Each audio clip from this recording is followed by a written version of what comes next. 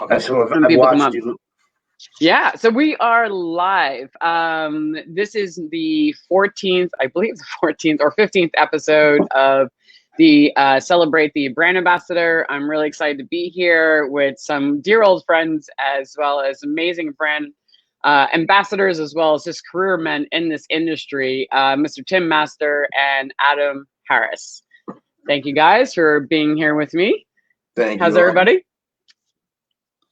Good. All right.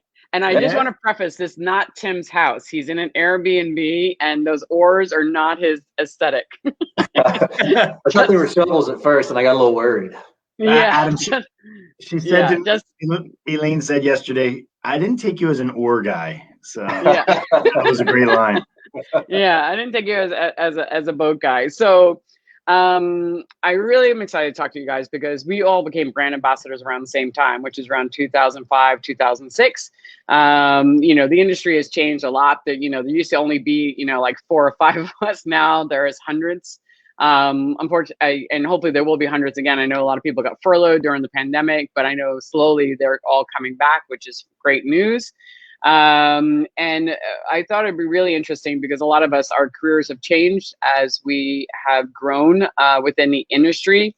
So I wanted to start back into both of you guys were behind the bar when you became brand ambassadors, right? So Tim, you were in Philly, and Adam, you were here in New York City, working behind Distilling Prime. So I'm going to start with you, Tim. Why did you decide to get out from behind the bar? I knew you had a dream of opening a restaurant to become a brand ambassador.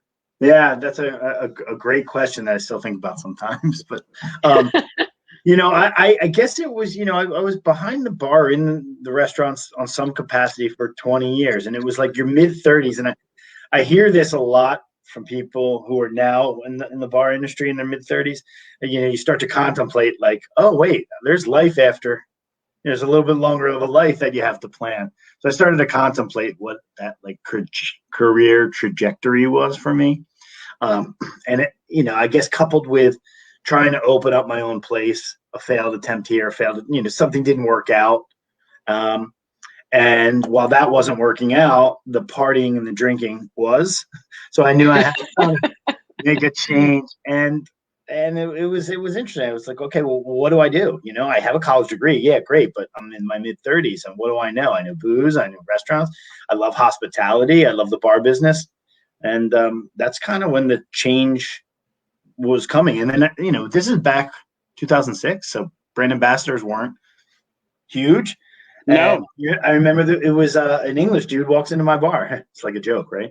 And and the infamous Simon Ford, correct? And it was Simon Ford with a guy named Jamie, his buddy Jamie Terrell, who was the Plymouth Gin UK person at the time. And they just started talking about gin and brand ambassadorship, and one thing led to another. And then it was, I said, oh, cool, I'll be a brand ambassador, but what? Yeah, it was awesome. And not a better person to like come under than Simon. It's so funny. Tim Cooper, who now works with Simon, that was he met Jamie Gordon he was working at Bed, and then he met Simon, and he was like, this seems like a great job. I'll do that. And he started off as a part-time, and I know, and we'll talk about, you started off as part-time as a brand ambassador. And Adam, you were working at Distilling Prime. I used to love that place. I used to go spend a lot of time there. And I remember the time that I first met Simon Ford and served him a cocktail at Distilling Prime. So that's he was hanging out with Jamie Gordon, funny enough, not Jamie Terrell, there you go. The other Jamie at the time, right? It's like Simon Ford is going to be the person who's the seven steps. Who's the famous actor? Kevin Bacon. He's Kevin Bacon. Simon Ford is Kevin Bacon. Yeah. Kevin Bacon. Yep.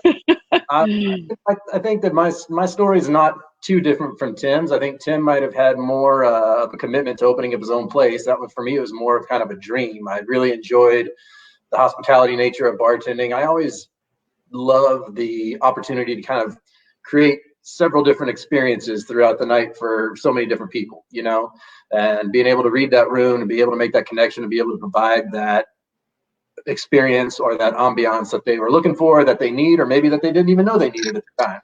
But that was always kind of that personal connection, and I think I started to discourage myself because I'm not necessarily a business-minded person. I am kind of that more of a socially out there. I enjoy being talking. I like communicating and sharing.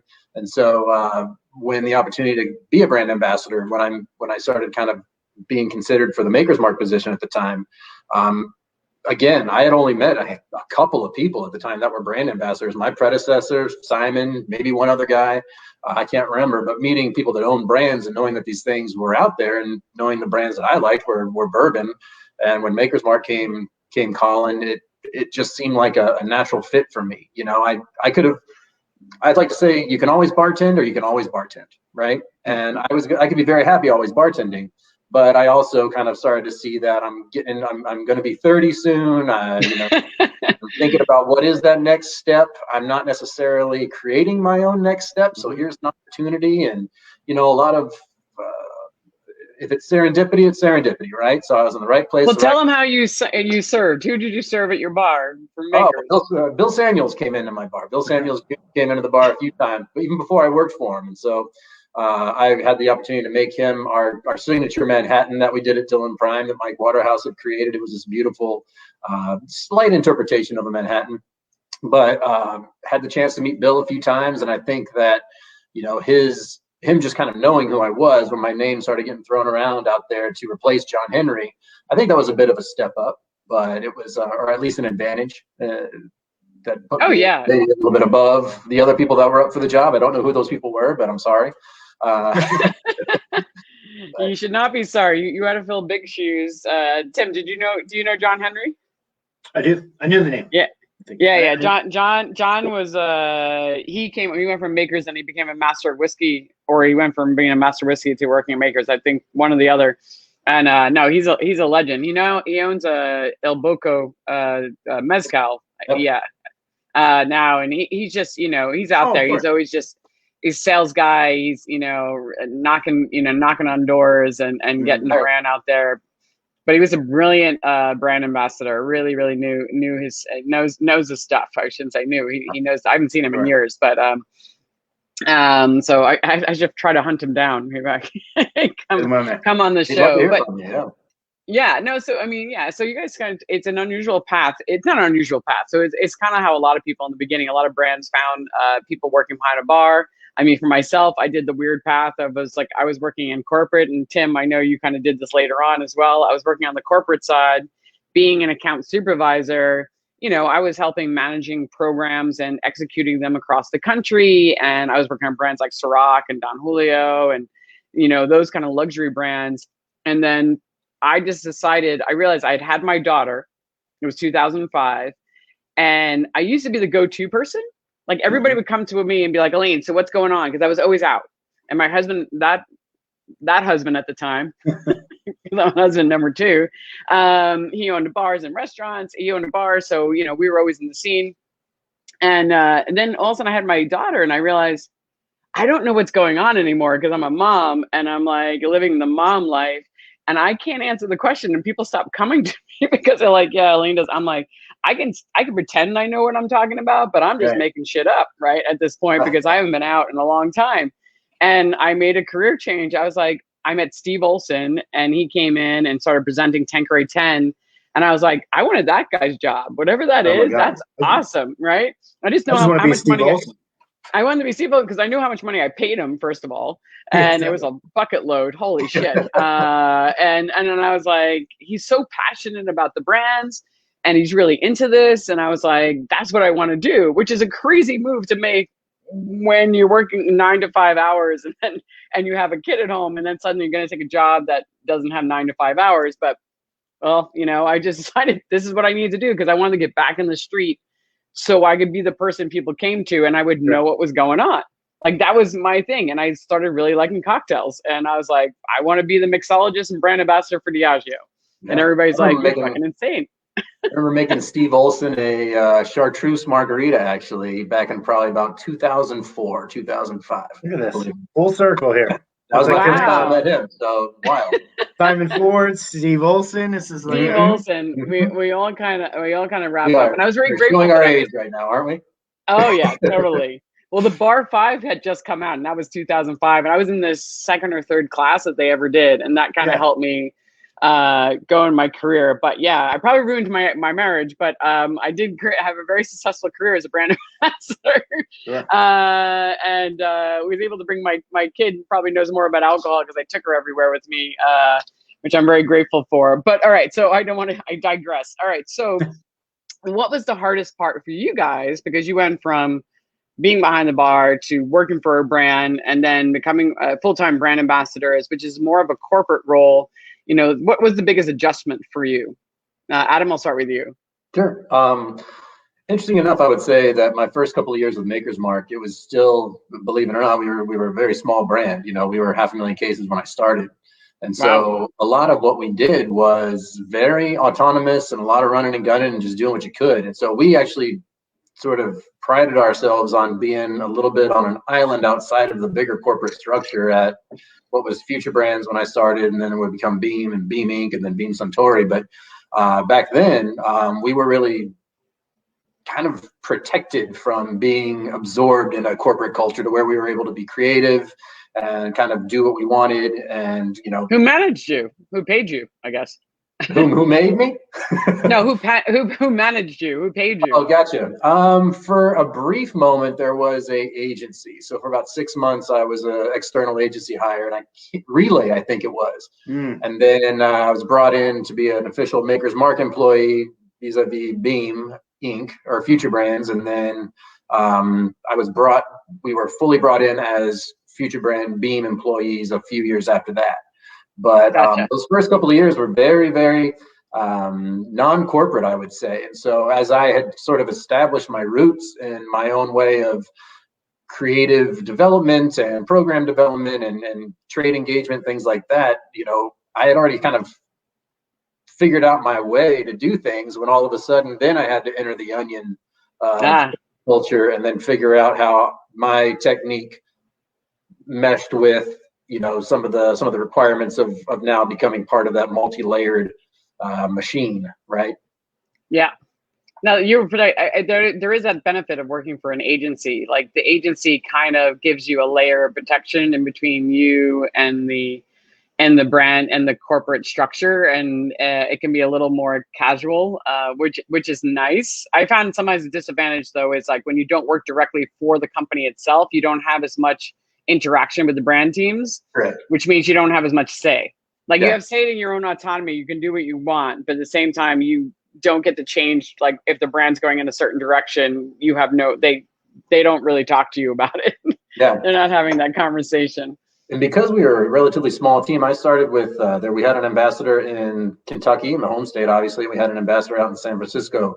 And then we grew to about 5 more people, and then 10, and then 20, and then got smaller again. But you know, because we were a pretty insightful group of folks with a lot of experience of just being out there in the market, we did get a lot of back and forth with the people that were running the brand. So that's great. It was a really great time. It was a great time to get into the business. It was a great time to get into the position.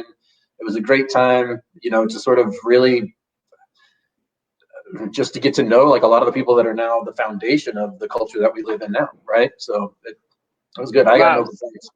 Yeah. And Tim, for you? About the adjustment? The adjustment. I was so into what Adam was saying. It was fantastic. I think making that adjustment or making that shift was 2 parts. It was kind of, there was the emotional side, which is really, you know, when you're in a career that you just love. And Adam, you even said this a little earlier about hospitality. Like that's absolutely still to this day my favorite thing about bars and restaurants is the hospitality, because I used to just love when guests would come in to sit at the bar. They would want to have a good time. If I could help enhance that time, that would like make my night. And if you could do that over and over and over again, you know, it just made me fly. So getting away from that from an emotional standpoint, that was tough. And then of course, you know, you have a dream of, my dream was to own a bar and a restaurant, right? And to say, okay, I'm going to make that shift. But the beauty of those things, and I'm a big believer of the forward progress. So it's time, you know, from an emotional standpoint, okay, hospitality and giving can be done in this brand ambassador world. You're so connected to Now you just have a corporate card to do it. It's fantastic. Exactly. Right. You can still do that, and life changes, and dreams change, and it's forward progress, and it's owning that. And that's what I kind of dug about it. From the business side, that's a whole nother topic. Like, what's Excel? Excel, computer skills, Excel, just the entire So from the corporate side, I never used Excel before. I don't know if you know Claire Burton Lang, but she worked because we were at Absolute Company together, and I would always be at her desk trying to figure out, how do you use this formula? So yeah, between that and just having no idea, like if anybody's ever looking for, like to make this change, I had no idea what anyone did. I didn't know what director of marketing did, Mm-hmm. A bartender, like what is a corporate, what is a SVP of what? So yeah, that was the changes. I think that's a big one for a lot of people. It's like you come into an office and there's so many people. Trevor Snyder said it. He's like, it was so intimidating. I was walking into his office and there's all these people in offices and doing stuff, and I don't know who does what and what their role is. And then it's like, then there's like the director of marketing, there's a marketing person, there's a CMO, the CEO, like everybody's role. And I'm like, who's who? What do they do? What's their role? What's their impact on me? And if you're not used to that structure, it can be kind of daunting. And it's like, how do I communicate with them? Like, am I supposed to be talking to them at all? Yeah. It's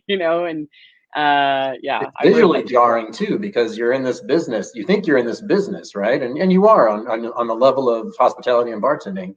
And so you're used to your peers, and then all of a sudden you enter a whole new arena of people that are also in the spirits industry, maybe not so much the hospitality industry, but in the spirits industry, and they look absolutely nothing like you, and their education background is absolutely nothing like yours, and their experience background is absolutely nothing like the one you've had, and yet somehow you're supposed to figure out in that interview moment how to communicate with them and how to prove your value and how to kind of show like what you're capable of.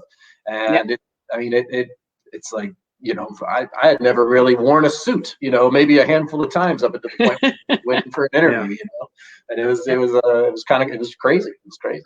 And I don't want to jump ahead. I don't want to jump ahead of anything, but what Adam, what you just said about like, how do those higher up muckety mucks, how do you show your value? And I think the best of the higher up execs knows the most valuable insights come from those brand ambassadors.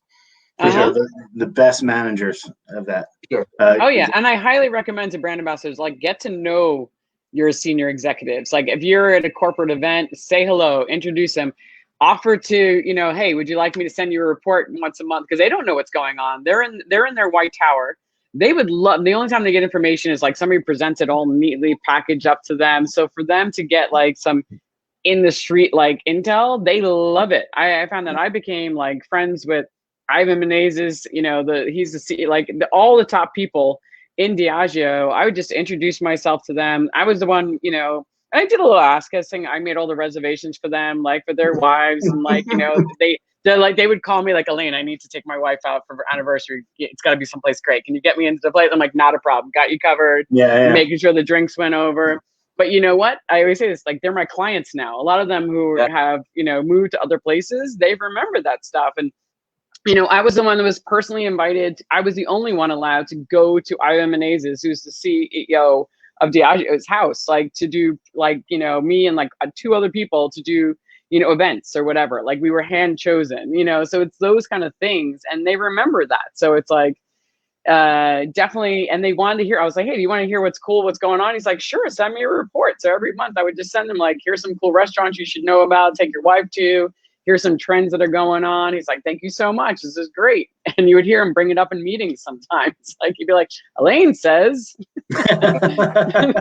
I'll say, kind of to build on that, like one of the, you find your silver linings of 2020 wherever you can. But I would say one of the silver linings on last year with everybody kind of moving to Microsoft Teams, Zoom, stuff like that, is it did give you a lot more access to those upper level folks and national leadership, things like that, to where you could be assigned to be working on a task force underneath one of those people, or really kind of working cross-functionally with those leaders. And that's been a really nice opportunity. So that visibility for the ambassador, and that visibility and understanding of the insights and what we really kind of see and live every day, being able to share that with them, that for me, that's been a bit of a silver lining. Yeah. It is. I mean, Tim, you work at a very small company. I wish I could be honest with you. I'm going to tell you personally, like I was so shocked. I went to Tim's company and now I'm coming from Diageo, Anheuser-Busch, like, and I've been to other corporate, and I go in the first like presentation that I did at Tim's company, and everybody's just sitting around a giant table, like, you know, the president, whatever, everybody's just shooting shit. Like,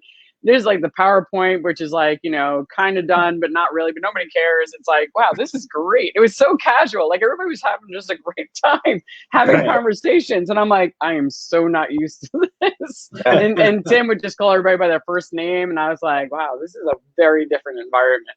Yeah. So Tim, it must have been interesting as a brand ambassador working for a company like that. You must have had a lot more opportunities.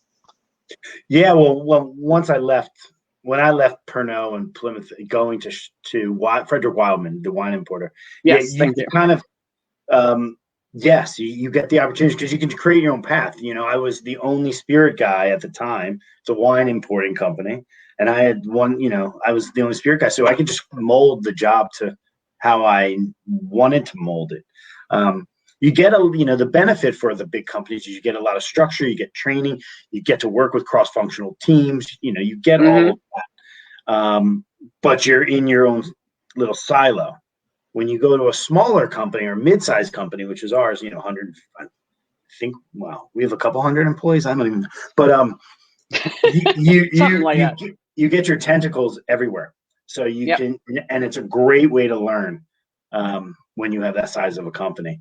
So, and that's, I think, the best part of going to Wildman for the past 10 years is I just molded this position. I was allowed to, you know. So yeah, I was gonna say that's training at Wildman was here. You go. No, I was gonna say that's. I think that was my next one of my questions to you is like, you know, you moved from Plymouth, where you had moved from being a brand ambassador into a more internal role, like managing people, like and events and things of that nature. And then the job at Wildman came up for Chartreuse. So what inspired, like, what was the, why did you say, yes, like, I'm going to take that job? You know, that's a great question. And I got an answer. First things first is when I went in to be the brand ambassador at Plymouth, it was part-time, then Absolute Vodka bought Plymouth, became the full-time ambassador. It was a few of us, Jamie Gordon, Chris Patino.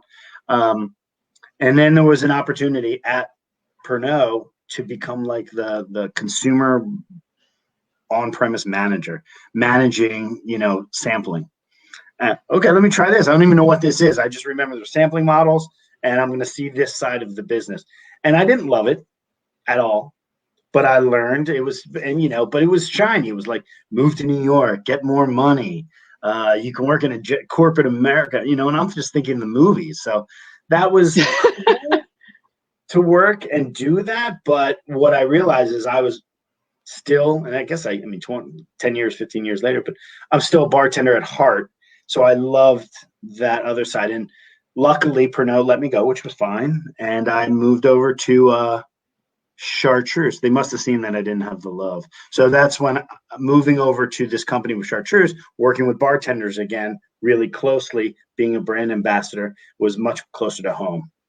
If that answers. Yeah, that makes a lot of sense. I mean, you have to find what you love, and when you're in a job and you hate it, it's like the days are just so long, and it's just, you know. And some people get afraid. You're afraid to leave. Like when I was at Diageo and I was getting to the end of my career with them, I was miserable. I was miserable for my own fault. I wasn't appreciating and I know I'm jumping off course here. Adam and I were talking about this yesterday about, you know, I wasn't appreciating. For me, it was different. It's like I wasn't appreciating where I was. I'm a person. I like to work hard. It's just who I am. I like to be like going full guns all the time. And when I slow down, I feel like I'm not useful, and which is not good because I should learn how to like just relax. And I wasn't appreciating where I was. I'd gotten to a position where I was at such a senior level as a brand ambassador and the mixologist that I didn't have KPIs anymore. I just had to come into the bar, and bars would come to me and I would design their programs for them, and I would do TV stuff, and it was very glamorous. And I was like bitching about it. I was like, Nobody needs me. Like, I'm just like this like puppet on a string, and I'm just doing these glamour jobs. And I should have just smacked myself. Like, seriously, woman. Like, Yeah. your job is so easy now. Like, you're like, you have no stress. Like, it's just an easy gig, Sure. and you get paid well. And shut the fuck up. Like, just enjoy the moment. And my thoughts kept going, well, how am I going to continue this career into my future? I was thinking about the future, and I wasn't living in the moment and enjoying where I was at that moment. I was so worried about the 45-year-old me rather than, I think I was like 38 at the time or whatever it was, like 37, 38, like just worried like, well, I'm going to get old, and and I'm not going to look as pretty, and like, I'm not going to get the TV gigs anymore. I literally was projecting things so far in the future that I couldn't enjoy the moment and stressing myself out, where I should have just been like, dude, this is good. Like, just chill and hang out. And Adam, I know you mentioned this yesterday. Like, some people just stress out about their future. My personal experience, I'll share this. It's been very hard during this COVID pandemic time just to not look at bigger pictures and not to borrow worry for things that you can't control, and just to try and be in that moment, and thinking like bigger pictures, like, how am I going to get this accomplished? How am I going to do this? And grieving over like program ideas that won't come to life, and the things that you had planned that aren't going to happen this year. And it was just, I think that is, that's just good life advice, trying to be in the moment. And I'm certainly not the most capable of that on any given day, much less when, your traditional way of working and the things that fill your buckets have now been taken away on so many levels. And you have to, rely on the things that maybe you took for granted when you were out doing your job in the way that we do it. But, that's also a balance too. And that takes some adjustment too. So, that being present, I know that everybody talks about it now, and mindfulness and all that stuff, so important as it is, but I think that it's really kind of bubbled up to the surface of importance in our 2020 highball. Yeah, I love it. Well, we're going to talk about your Jim Beam highball. No, I think it is. Yeah, no, Gaz Regan said it best. It's like being mindful, living in the moment. And it's so true. Like, I as an entrepreneur now, I do have my stress, where it's like, sometimes I'm like, crap, like, I don't know what work I have next month. Like, what's going to be paying the bills? And then I have to remind, I'm like, I have money in the bank right now. I'm paying my bills. I live in a nice, part, and I'm happy and I'm healthy, and my husband loves, like, I think of all the things, and I have to like remind myself, because I start thinking 2 months, and I should be worried about that, but I also should just be happy that today I'm paying my bills. I'm fine. Don't borrow worry, right? That's something I heard once that I really like. Go ahead. No, it's just on the heels of what Adam just said, and I don't want to steer too far off of your agenda, but it is interesting this past year, and being in positions that we don't like, or whatever it is we're in. There's always opportunity, and you just made me think about that, Adam. In this past 2020, and brand ambassadors in general are really not doing what they're done. And I know we have brand ambassadors, and it's been great, I think, for them. I don't want to speak for them, but I've been I've been working with them on. They've been helping doing other projects that a brand ambassador has no business maybe doing, working on digital and working on this and trackers, and it's really cool. So to watch them do it and do it well, so they're, it's just, this is like a year of building knowledge for everyone. Yeah, it is. An opportunity. It is a year of building knowledge. Yeah, no, I agree. It is a year of like expanding. You start putting yourself out there. Like, I'm doing this show because of 2020. Like, the project, like, yeah, it's like I created. It's like, all right, you need to keep yourself out there and put in the Andy. If you're still listening, I'm very, very proud of Andy. If you don't know Andy Furman, she's very talented, and she's been doing these very cool raps about spirits out there, and they're great. They're like 60 seconds, and they're so cleverly done. And I was very, I don't know, she was just being nice, but she said, Elaine, you inspired me, and you told me, I just in a Uber. We were having a conversation. I just need to put myself out there. I just need to start doing something. And I'm like, this was the year of putting yourself out there, learning, and so people didn't forget you existed. It's like, you gotta be out there doing something, and learning. Andy's the best. Andy is the best. And learning. I took a social media strategy program course. I took a full productivity from Darren Hardy course. It was a 3-month course on productivity. I'm taking an MBA. I'm getting my MBA at the moment. There's so many things. I was like, this is the year. I'm turning 50 this year. So this was literally last year was 49. I'm like, in my 50th year, things have got to be at a certain place. It's like I'm halfway through my life. Yeah. But you're making it happen, and that's the important thing, right? You're making it. Yeah, you sometimes you're gonna make it happen. All right, so I think one of the questions I want to ask, and and I didn't ask you guys this when we had our preliminary interview, which was if you could give yourself some advice to your younger BA self, things you've learned now that might have saved you a few headaches, what would it be? If you could think of anything. Yeah, I mean, I'll jump in there because it's pretty simple. I think I would talk to everybody. One of the things is you come in sometimes and you think, you know a lot and you want to look like you know a lot because you don't want to be found out that you know shit. And I still don't know shit in this role, So I think talking to people. Speaking of Simon Ford.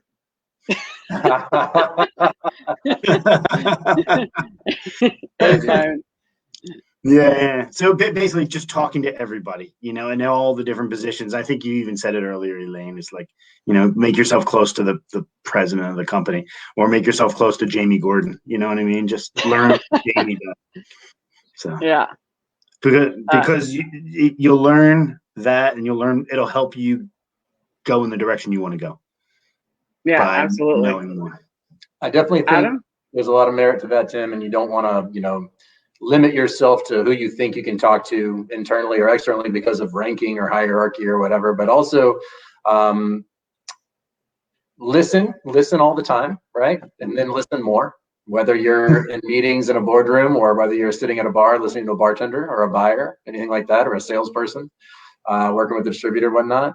But then also too, talk, to agree with Tim again, but then also as a young ambassador, you have just learned a shitload of stuff that you are now just going to want to regurgitate as much as you possibly can because you're sort of rehearsing, right? Every time that you get the chance to talk and you're learning how to say what you need to say. But also I think that maybe dial that back just a touch because not everybody needs to know every single thing you need to know. Let people engage with you instead of just verbal diarrhea out into a world, right? Yeah. Don't verbally throw up on people to try to impress them. That is definitely something I have learned. And the other thing is I've learned, and I say this, I've given a seminar called Building Your Personal Brand. And one of my key lines is fuck what people think. Fuck what the industry thinks. If I could go back and look at my younger self, I thought way too much about what other people thought of me. How much knowledge did I have? And it would make me insecure and I wouldn't put myself out there. And, people would make fun of me for being on Bar Rescue, right?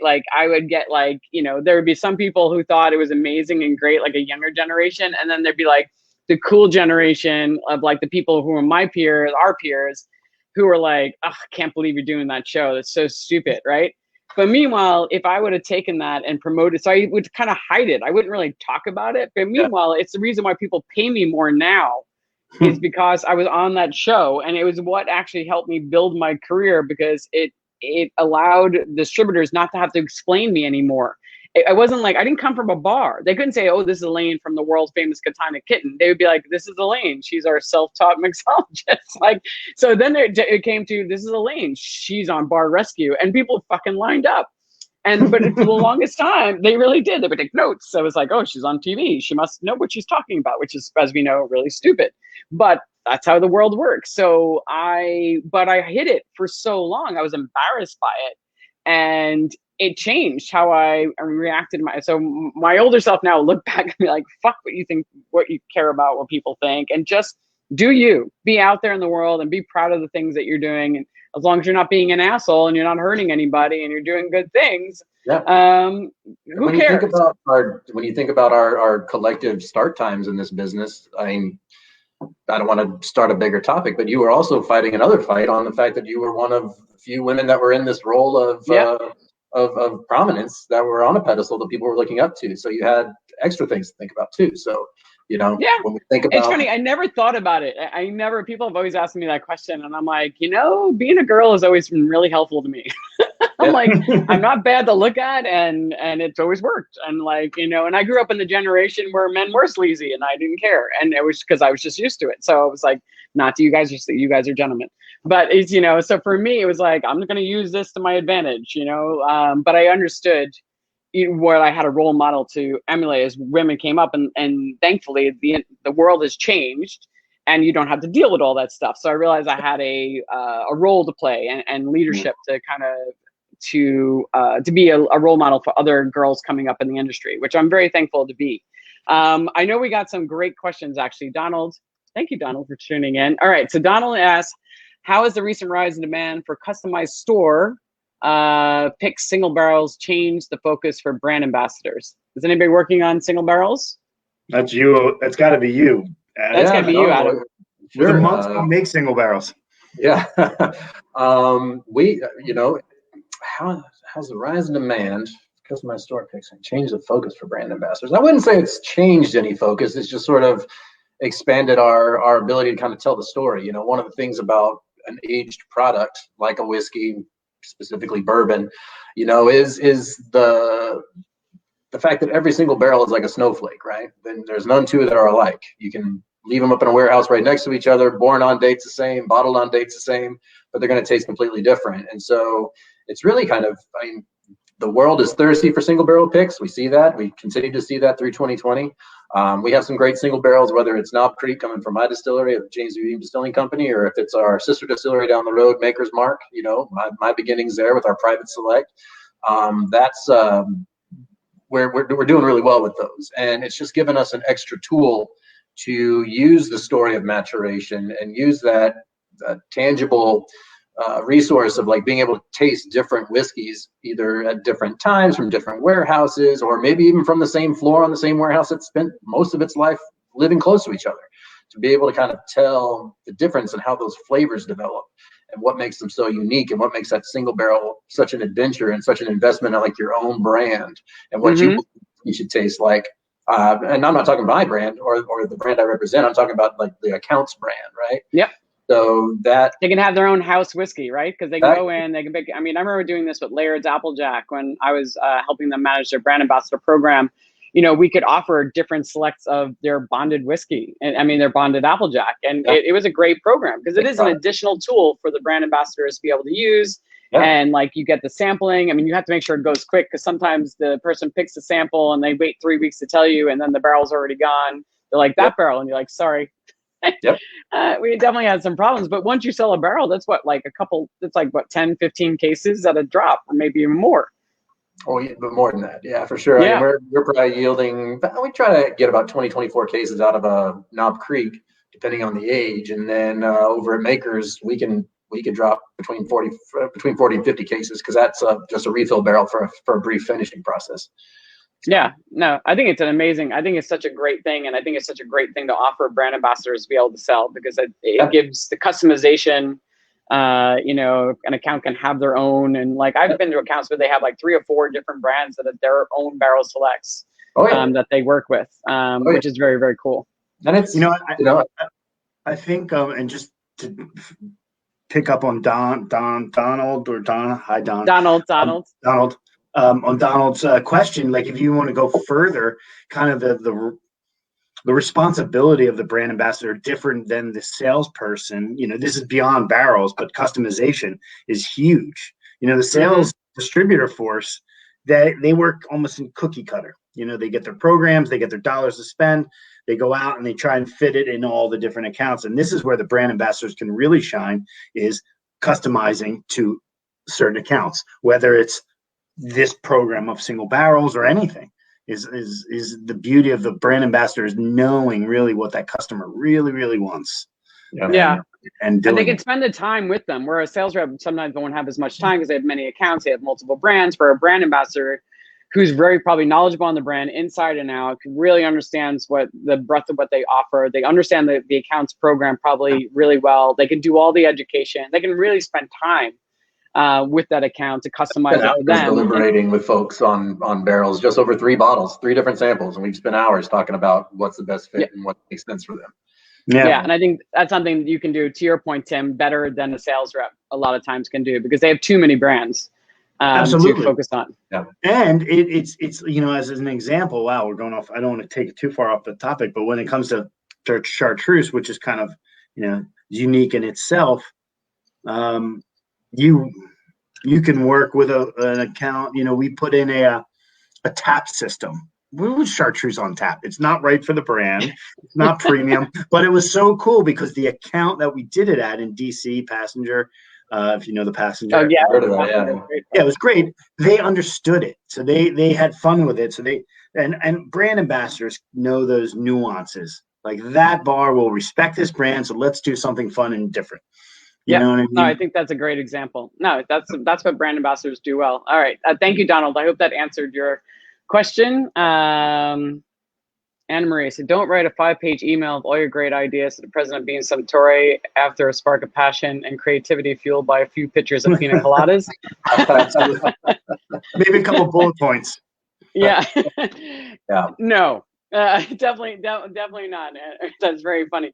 I have learned, one key thing I have learned, that I'm sure you guys have done the same, is like, if I know I have a few drinks and then I decide like I'm going to do some work, I write a lot of drafts and I don't send them, like my emails. I definitely have a rule, like, just draft those emails and put them in, and then you can look at them again, especially like a Friday afternoon, you're starting to like get a little loose and, you're just like answering stuff. And then I've made the mistake of sending a few and then seeing what I wrote. And I was like, that was not.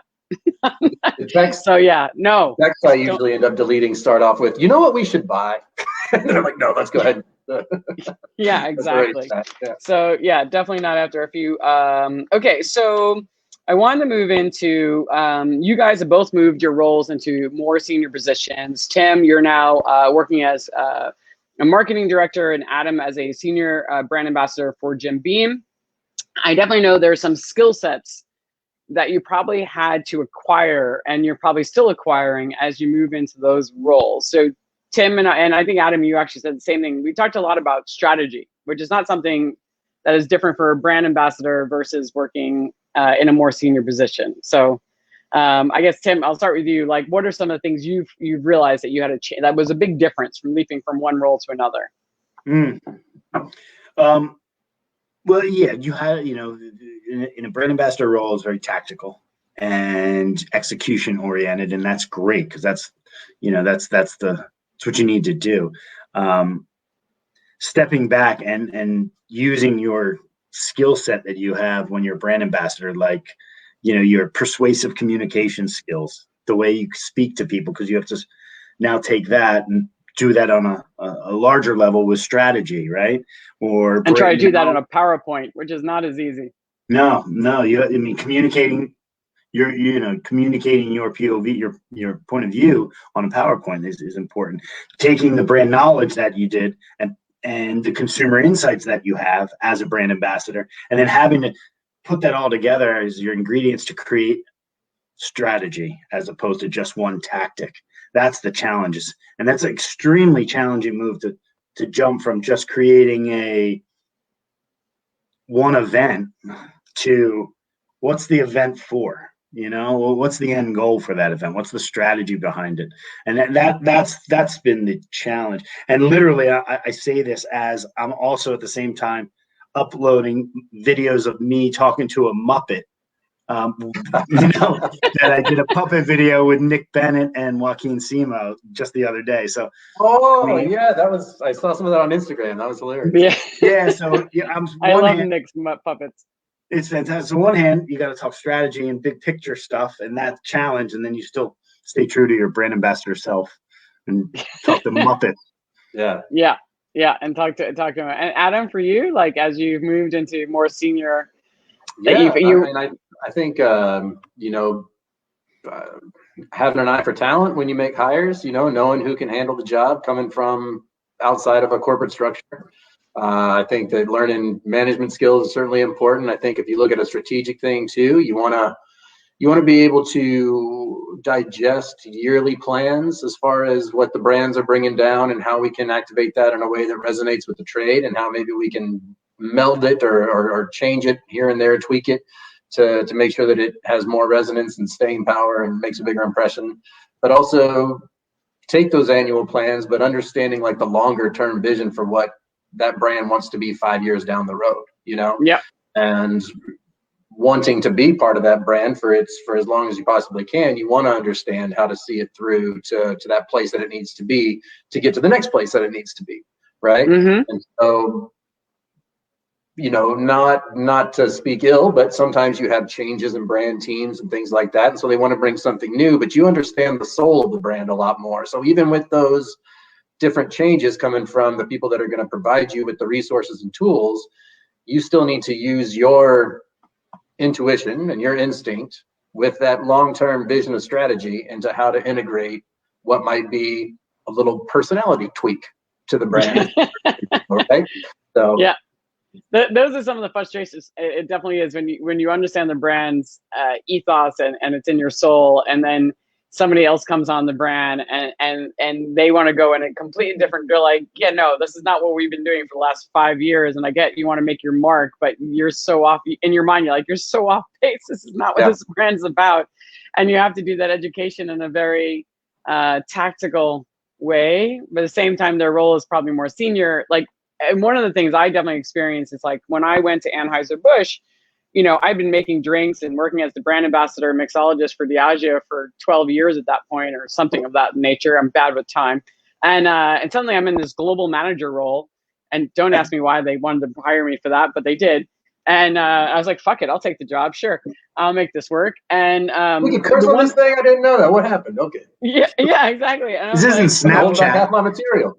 Yeah, and I got you know, brought over there, and I was brought over for one role, and then they changed my position once I got there. I was supposed to be like helping like launch a new spirits division, and then they're like, yeah, we're not going to do that now. I'm like, great. So now what do I do? But the one thing I definitely learned, you know, as a brand ambassador, and Tim, you mentioned this, like we're tactical, right? We execute, and that's how my mind worked. It was like, oh, we have this goal, no problem. I got it. I got a plan. I got like 10 counts. I can get this in, and we can work it out. And my boss was like, stop. And I was like, what do you mean stop? He's like, I want you, sorry, my ear thing came out. He's like, you need to like create a plan for the year, like, you know, and steps for each thing you're going to do. And then I want you to do benchmarking, like who's done it before. I'm like, what's this benchmarking shit? And then I learned that it's really important, like to look at what other people have done before so you can learn from their mistakes. And then you have to do a test pilot before. And I'm so used to just going. And it was like, no, because you have to roll this out in 5 continents. And I'm like, oh, that's a very different strategy, right? So I'm like, you know, but it is about strategy. And it's something I will say now, and I would recommend this course to a lot of people out there. I started taking a course which is teaching a lot about strategy and just thinking about how to make things scalable. And it's called the Power MBA. And it's a course that costs about $1,000. And it doesn't sound, it's actually relatively cheap compared to what an MBA costs, but you're learning from people who have MBAs and very successful. And it's a, you know, an online course. You take it when you can, and it's opening my eyes. I already learned a lot at Anheuser-Busch, and it was like a MBA in person, but this is helping round out my skills. So for anybody who's looking to make, like, just wants to enhance what they have, it's definitely good to keep taking online education courses so you can learn things like strategy and scalability or online, you know, social media strategy, because you just want to keep enhancing your skills so that way you can go to the next place. Mm-hmm. Those are my advice. Word scalable used to haunt my thoughts several years ago. Just always like, how does this become scalable? How can I scale this? How can, you know, just always thinking about how does this big thing become this smaller thing? How does this smaller success become like, how does it resonate with similar success on a larger platform? It's just kind of, it's a word you hear a lot in corporate, isn't it? Scalable. Yep. Like, how is it scalable? How can you do this in 50 markets? Yep. Well, it's the best because I think some of the greatest programs come from the ambassador tactic, you know, mm-hmm. and it becomes amplified, and that's, you know, some. I mean, yeah, I think almost, I would say we could look at almost every big company. Some of their great initiatives was because of one brand ambassador doing something really cool. And then it was scalable and amplified. I'll say it's No. amazing it's very satisfying when you see, whether it's yourself or your team, when larger programs come down on you, you can recognize like what things that you've done, the DNA starts to show up in those programs. That's even though it might be somewhat subconscious or not necessarily intentional, it is still a pretty high praise what you've been able to come up with and activate on your own.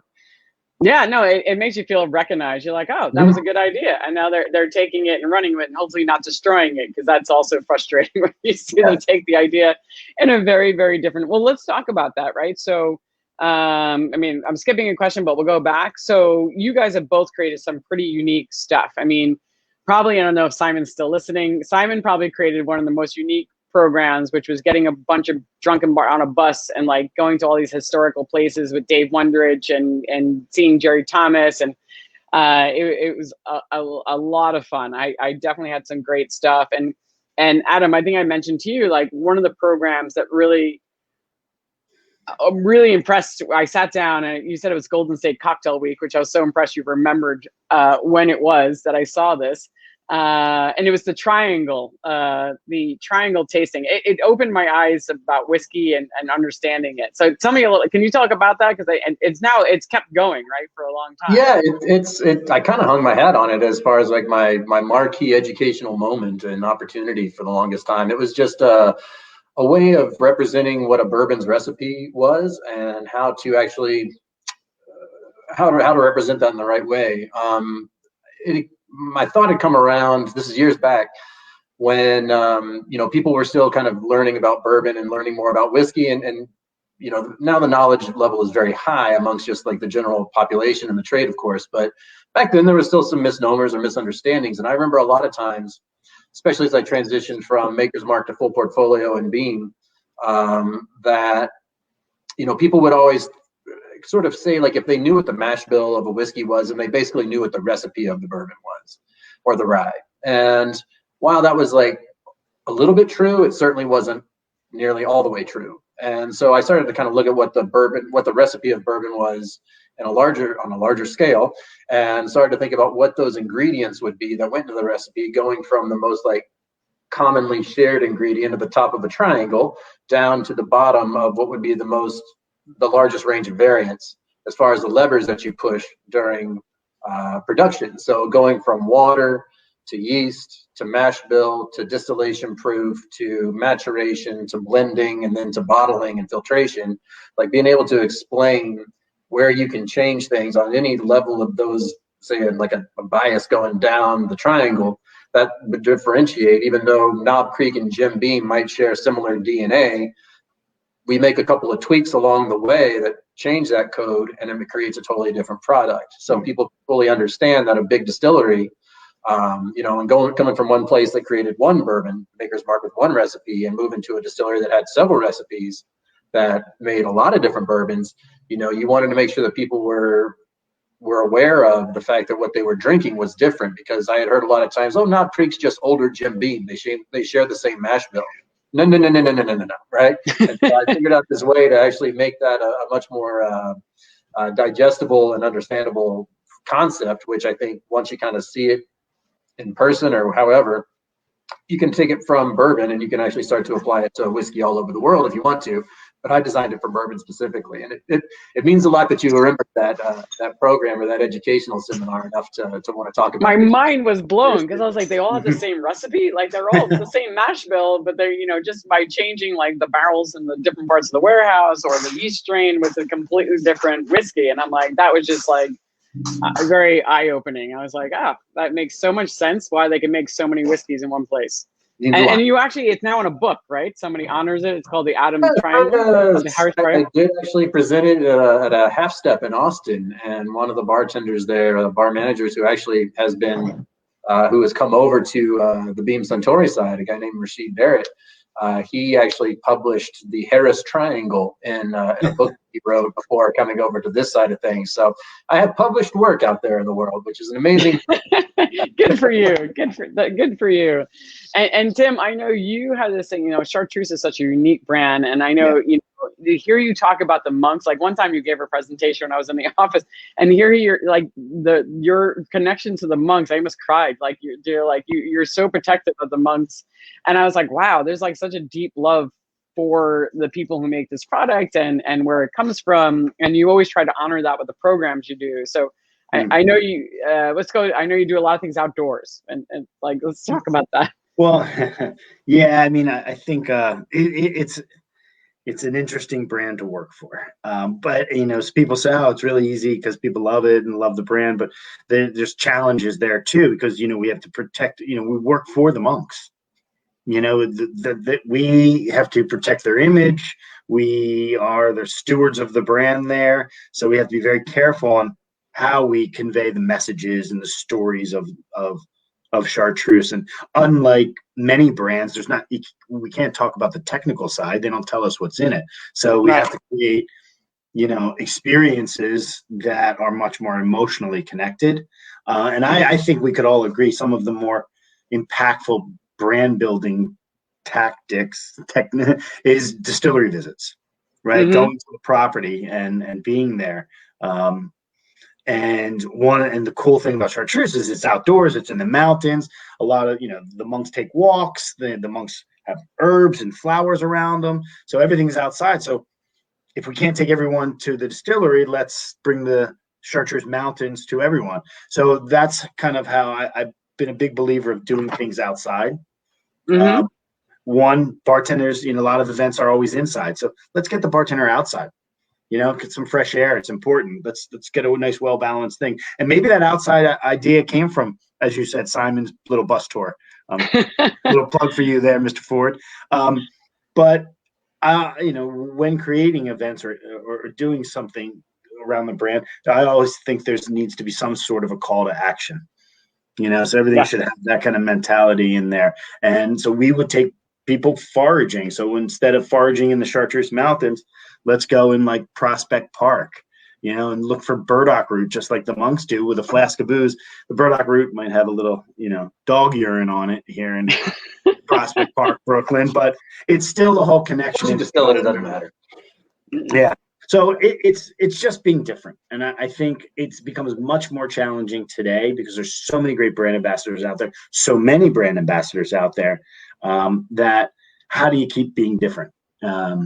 And do you just be authentic with your events, like the Harris Triangle and foraging. Yeah. So. Well, I think it's important to be unique but as you said, but true to the brand, right? You have to make sure the brand ethos is protected and stays out there. And I think a call to action is also really important. There has to be some sort of follow up or something, that makes them love your brand even more, whatever it may be, that has them, what would be your call to action? Are you saying your call to action was for them to actually root or like, what's your description of a call to action?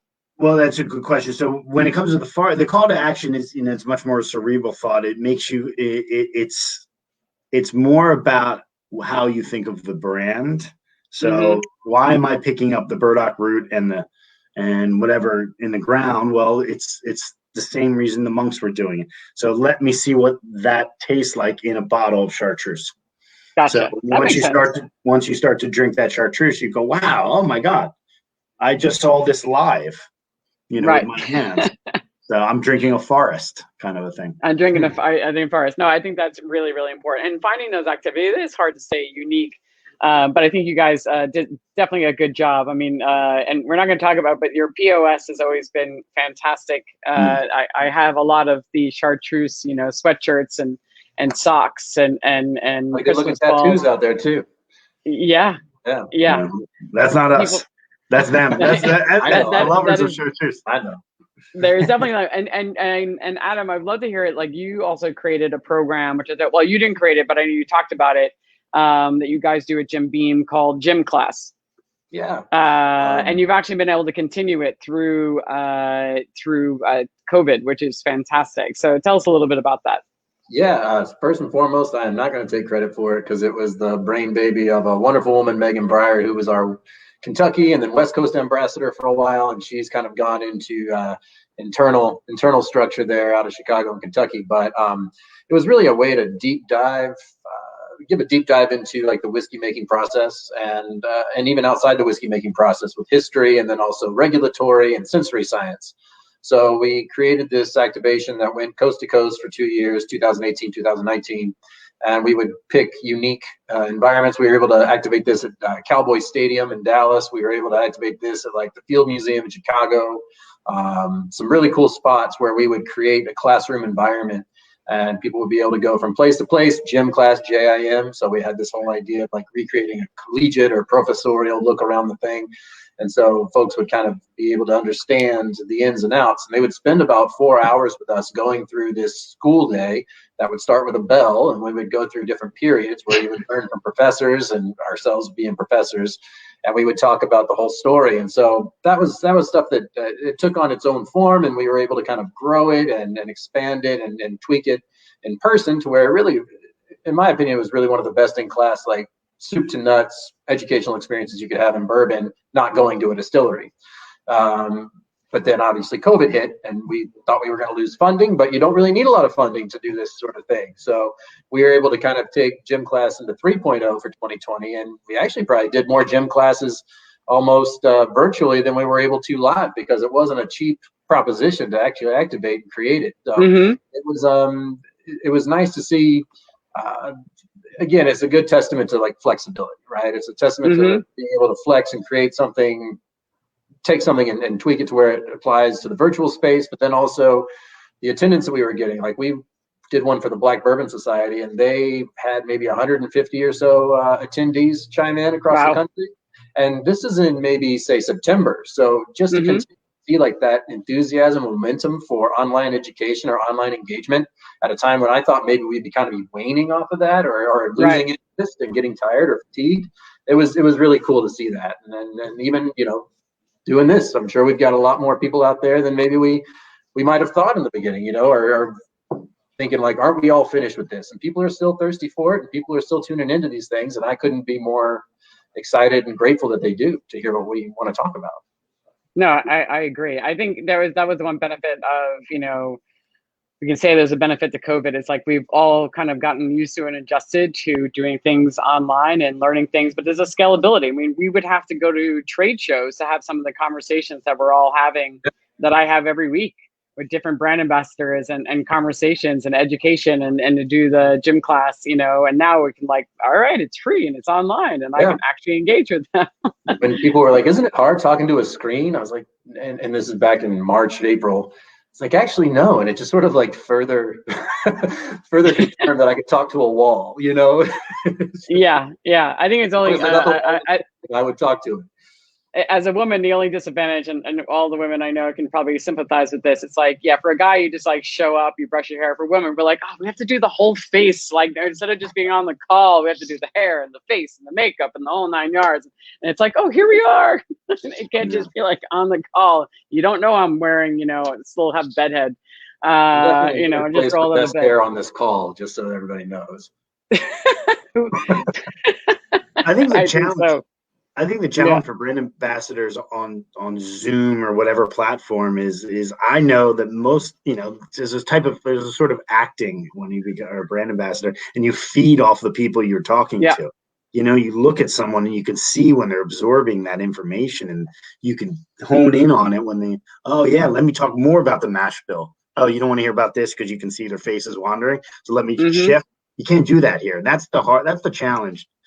It is very challenging. So I'm very grateful for people when they make comments on this because it does let us know that somebody's actually paying attention and listening. So I'm very grateful. And I'm running a little behind because I have to do a Clubhouse, but I did want to ask this question because you guys both have some really great stories and Clubhouse, I know they'll be fine. There's a lot of people on it. But it was, so sorry, Andrew Friedman, it's going to be a few more minutes. But for you two, if you get it synced, you also didn't come on to the category as experts, right? So this is 2005. nobody was really experts at that point. Mixology was not it was just becoming a thing. So learning how to make great cocktails, becoming spirits experts, you know, besides Steve Olson, there wasn't a lot of, and Dave Wondridge being a historian, there wasn't a lot of people out there who were experts in the field. So, Adam, I know you had a really great start. Like your first person, like you got to learn from was Dave Pickerel when you got the job. Yeah. It was about 2 weeks after I had gotten my credit card and a cell phone and was told to go make friends. I went down to Kentucky in mid-April of 2006 and went down for a little thing we call the Maker's Mark Mile, which is a horse race at Keeneland in Lexington. And after that weekend, I spent, what's that now? No, sorry, just Chris. I think I'm pronouncing her name or his name. I can't tell from here. Right. But, Thank you. Moving from going from the weekend's festivities, I was going to spend the next week working at the distillery with Dave. And so Sunday night we were closing down a bar, talking to each other, getting to know each other. I hadn't met him before. I hadn't been to a distillery. I just read what I had taught myself with and the things that I'd like to know about bourbon. So he asked me after about 2 o'clock in the morning, as we're putting down our last drink, he says, "What time would you like for me to pick you up tomorrow?" And I say, "Well, you know, imagining that he must feel a little bit like I do. Like, whatever time you want to pick me up." He goes, "All right, I'll see you at 5. And lo and behold, 3 hours later, he picks me up in his pickup truck in Lexington, and we drive out to Loretto, you know, less than an hour away. And we get there before really anybody's there. This is about 7 o'clock in the morning. And no one's really there yet. This is my first time seeing Maker's Mark, seeing the approach that I've now seen 100 times, you know, and like going down the road to the little distillery. And then getting out there, and it's a beautiful spring morning. We start walking through the distillery. He shows me all these things, and you know, you're starting to see like the pictures are real, the stories that you've heard are real, what Bill's told you when he came to the bar years ago is real. You know, all these things are amazing. And we go through the process and everything. And then as people start to show up to work, we end up finding ourselves kind of secluded in a warehouse where we walk from the very top of the warehouse and learn about the Maker's Mark maturation story, and we might move through the middle and make our way down to the bottom. You know, as we're kind of wrapping up the day, it's maybe about 9 o'clock in the morning at this point, and we're going to go get started on what the next shift is. But instead, before we get going there, he just so happens to stop next to this barrel that just so happens to have a bung hammer next to it, and then just so happens to have a whiskey thief next to it, just so happens to have 2 glasses next to that. And so he and I, in the spring of April 2006, I stood there in a warehouse at Maker's Mark on an early morning with Dave Pickerel as he popped the bung out of that barrel and poured us 2 glasses of cast strength Maker's Mark. And we sat there and we drank together. And it was a moment I won't forget, because it was a moment where I started to appreciate that a lot of my dreams are going to come true. And it was an amazing experience, and it was something that it's one of my most treasured whiskey drinking experiences, and it's something that I won't ever forget. And then you actually worked at the distillery, right? They actually had. Oh yeah. Then the next week I was free labor. Yeah, but hell, I was hooked. You could have made me. I would have moved a mountain at that point. So I learned to do everything at the distillery, working with guys and the staff everywhere there in the shift, and had a really great time. It was a great immersion to actually really kind of start to go from what you thought you knew to now what you really started to have a grasp on. And I'm just going to ask you quickly. So that was in 2006, right? Yep. And when did you feel like you actually became an expert? I still don't think I'm an expert. You know, right. Well, everybody's always learning. Yeah, we're always learning. I would say it took me about 7 years before I had a moment of realization that I knew what I was talking about. You know, I was doing a training in Louisville, and I was asked a question, and it was somehow the way the question was asked, or it was the way that I decided to answer it. But I realized that how I was thinking about whiskey was different. And that thought process and those new channels that I had opened up in my brain pathways, it kind of allowed me to speak in a different way than I had just sort of spoken in the past, which may have been more like question, answer experience. Now it was like question, knowledge, thought, answer, you know. And then I had a moment of realization as I was saying the answer to the question. I thought to myself, fuck, I actually know what I'm talking about now, you know. And I think that's great, because I think so many people, there's a stress on yourself that you're like, you know, oh my God, I should be an expert. I've been doing this for a bit, but it takes a long time. And as you said, we're always still learning. Like I you know, every single day, you know, learning something new all the time. And Tim, for yourself, like Chartreuse, did you go straight to meet the monks?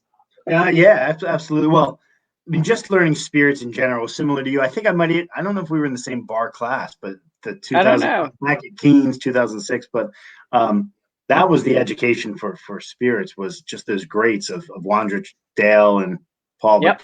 But learning about that, going to distillery with the gin was key.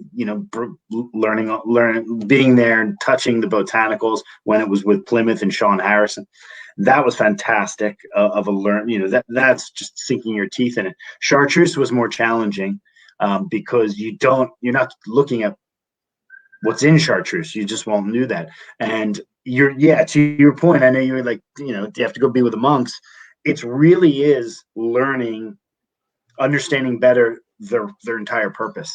Right. Why the monks make the liqueur, understanding the ethos of the brand is it's not about the liqueur necessarily. The liqueur is to further support their purpose of living in solitude and praying, being closer to God. So they're praying for us.